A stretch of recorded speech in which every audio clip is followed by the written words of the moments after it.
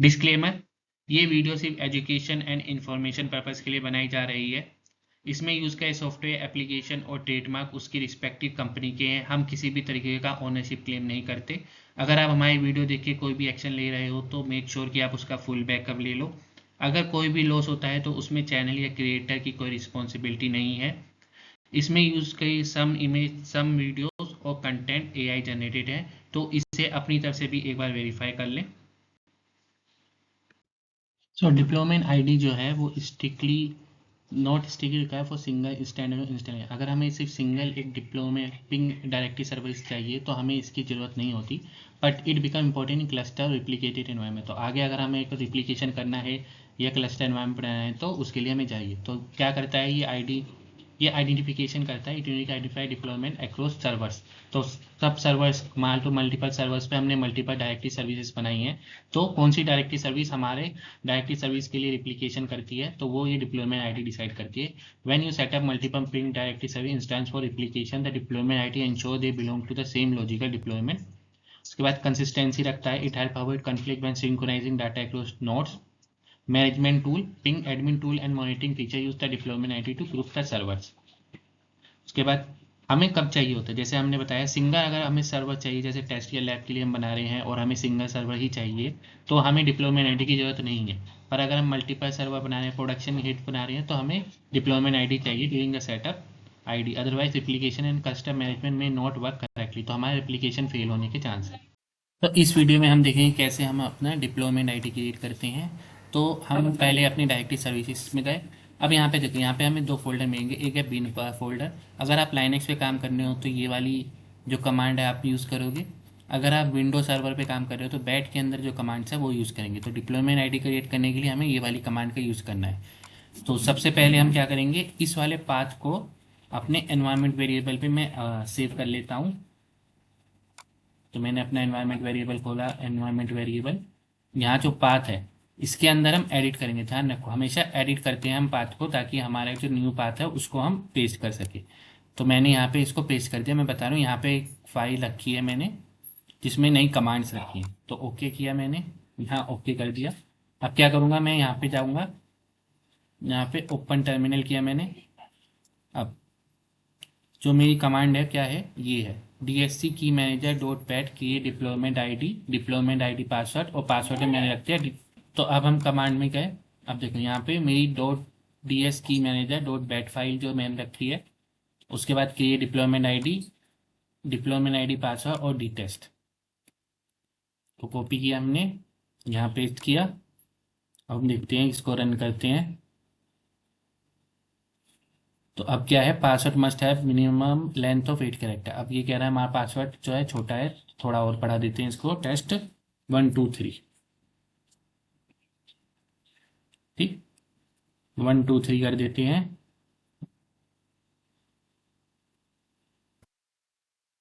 तो देखो ये हमारी डिप्लॉयमेंट की आ गई। तो देखिए ये हमारी डिप्लॉयमेंट की आ गई, हमने इसको कॉपी कर लिया और अब हम इसको यहाँ पे पेस्ट कर लेते हैं।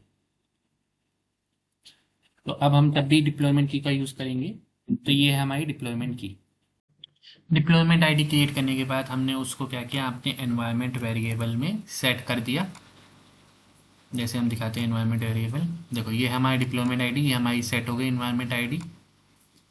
उसके बाद हमारा जावा और ये जो भी है उस सेट हो चुके हैं सब कुछ।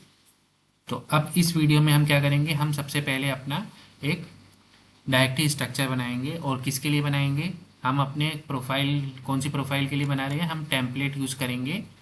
हमारा जो सेट प्रोफाइल टेम्पलेट है हम AM टेम्पलेट के लिए यूज़ करेंगे, जिसमें हम कॉन्फ़िग डिटेल्स और आइडेंटिटी स्टोर बना के दिखाएंगे इसमें।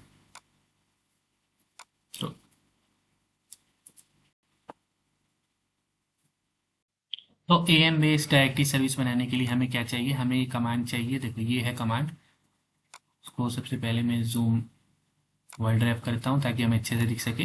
देखो, तो सबसे पहले सेटअप कमांड है। तो DS सर्वर्स में हमारी जो सेटअप कमांड होगी, यहाँ पे देखो हमारा जो डायरेक्टरी सर्वर उसमें सेटअप कमांड हम यूज़ करेंगे अपना डायरेक्टरी स्ट्रक्चर क्रिएट करने के लिए। तो हमने इसका किया, हमने सबसे पहले इसका पूरा पाथ दिया, यहाँ पाथ दिखाया इसको। तो ये हमारा पाथ है। उसके बाद डिप्लॉय आईडी, जो हमारी डिप्लॉय आईडी हमने सेट कर रखी थी, कौन सी थी हमारी, जो एनवायरनमेंट वेरिएबल हमने सेट कर रखी है, उसका पासवर्ड DST123। उसके बाद हमारे यूज़र DN का UID जो हमने एडमिन रखा, उसके बाद यूज़र पास का एडमिन 123, उसके बाद मॉनिटरिंग यूज़र पासवर्ड हमने 123 रख दिया। होस्ट नेम जो हमने रखा है वो dslearn.com रखा है। अगर तुमने नहीं देखा तो हमारे प्रीवियस वीडियो में देख लेना कैसे हमने उसको सेट किया था। ds.learn.com कैसे हम सेट कर सकते हैं अपने होस्ट फाइल में, हमें कैसे सेट करना होता है। तो हम जैसे यहाँ पे गए तो सबसे पहले हम दिस PC में गए, वहाँ पे लोकल C विंडो, और उसमें हम सिस्टम 32 में गए। सिस्टम 32 में ड्राइवर्स में जाएंगे, हम ड्राइवर्स में गए, ETC फोल्डर हमने ओपन किया, और यहाँ पे देखो, यहाँ पे हमारी होस्ट फाइल है। इसको अगर हम ओपन करोगे तो हमारे को यहाँ पे दिख जाएगा हमने कैसे इसमें सेट कर रखा है। यहाँ पे ये तो लोकल होस्ट है am.learn.com और ds.learn.com। तो हम डायरेक्टरी स्ट्रक्चर डिफाइन कर दिए यहाँ पे ds.com। उसका जो एडमिन पोर्ट है वो 443 रखा, 139 रखा, LDAP पोर्ट रख दिया। अब उसके बाद हम प्रोफाइल्स पे आते हैं। तो हम कौन कौन सी प्रोफाइल यूज़ करेंगे, हम तीनों प्रोफाइल यूज़ करें AM के लिए। AM की हमने am.config, AM config के लिए हमने सेट किया। उसके बाद हमने पासवर्ड उसका सेट या AMCTS प्रोफाइल यूज़ करी, उसका पासवर्ड सेट कर दिया, और उसके साथ हमने सेट किया है CTS क्या, टोकन एक्सपायरी पॉलिसी की AM सेशन ओनली। और उसके बाद प्रोफाइल, अगली प्रोफाइल हमारी आइडेंटिटी स्टोर की है, तो हमने आइडेंटिटी स्टोर सेट किया, उसका पासवर्ड सेट कर दिया और स्टार्ट कर दिया। और साथ ही साथ एक और चीज़, हम स्टार्ट तो कर रहे हैं एक्सेप्ट लाइसेंस। तो ये हमारी कमांड बन गई। हम इस कमांड को अब रन करते हैं। इसको पहले हम वर्ल्ड रैप से हटा देते हैं, इसे हमने कॉपी कर लिया। अब देखो हम क्या कर रहे हैं, हम जा रहे हैं अपने डायरेक्टरी सर्विसेज के फोल्डर में। तो ध्यान रखो, हम अब इस रन को, कमांड को जब रन करते हैं तो हमारी जो बाकी की जो कॉन्फ़िगरेशन होती है वो इसी फोल्डर के अंदर बनती है।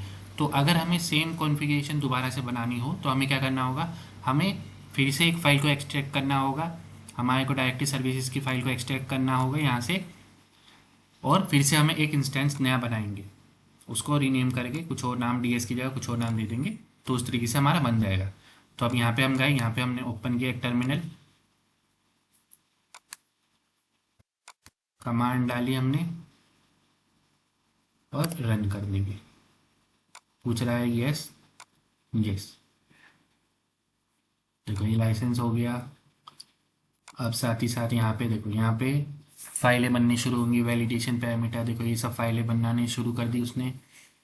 Configuration server done, configuration profile, AM configuration data store done, CTS done, AM data store done. अब स्टार्ट करा है हमारा डायरेक्टरी सर्वर। तो हाँ, अब देखो हमारा डायरेक्टरी सर्वर स्टार्ट हो गया। तो अब हम चेक करेंगे अपने डायरेक्टरी स्ट्रक्चर का स्टेटस, कि हमने जो इंस्टॉलेशन किया है वो कैसे काम कर रहा है, वो सही काम कर रहा है। तो अब इसके लिए हम क्या करते हैं, हमारे पास दो होती है। अगर हम लाइनक्स पे काम करते तो बिन के अंदर जो फाइल्स हैं हम उसका यूज़ करते। अब क्योंकि ये हम विंडो में काम करें तो हम बैट के अंदर जो फाइल है उसका यूज़, उसमें क्या करेंगे, देखो यहाँ पे हमारे पास तीन तरह की है, एक है stop directory service, status directory service और स्टार्ट डायरेक्टरी सर्विस। तो सबसे पहले हम स्टार्ट डायरेक्टरी सर्विसेज कमांड, नहीं बैट फाइल अगर हम डायरेक्ट रन करेंगे तो हमारे को ऐसे आउटपुट नहीं दिखेगा। तो अब क्या हो रहा है कि ये स्टार्ट कर रहा है बैट फाइल। तो मोस्टली इसका जो सही तरीका है वो ये है कि हम इसके ओपन टर्मिनल में जाए,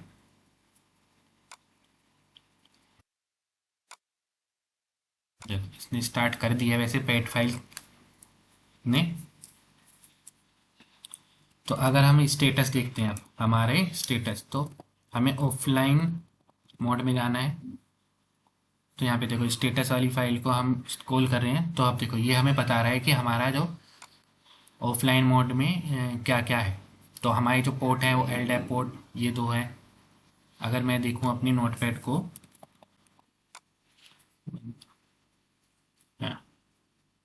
तो अब देखो हमने कौन कौन से पोर्ट डिफाइन किए थे, हमने 1389 किया था, LDAP पोर्ट 1636 डिफाइन किया था।